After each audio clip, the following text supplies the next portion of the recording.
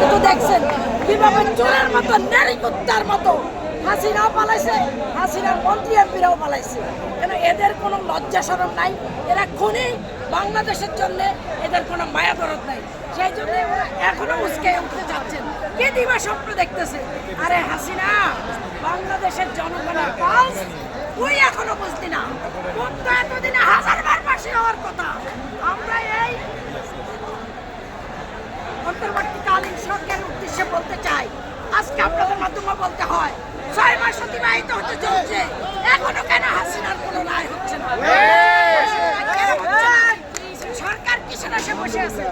যে অন্যান্য দেশে কিন্তু এরকম অন্তর্বর্তীকালীন সরকার থাকা অবস্থায় দেশ থেকে পালাইয়া যাওয়া সরকার, বিপ্লবী সরকার যাদেরকে বলা হয়, তারা কিন্তু কিন্তু আমাদের সরকার এখনো কেন সেটা করছে না? সেটার প্রতি আমরা জোর দাবি জানাচ্ছি। 1000 বার হাসিনার পাশে হওয়া উচিত ছিল। হাসিনা করেছে, হাসিনার মন্ত্রী এমপিরা এখনো আপনারা দেখেন শিরিন শারমিন বাসায় বসে মিলিয়ে দিচ্ছেন, দিয়েছিলেন আরো 2 মাস আগে। সেই খনির দোষর শিরিন শারমিন তাকেও কিন্তু এখন অ্যারেস্ট করা হয়নি। এবং কেন এত বড় সাহস পায় কি করে যে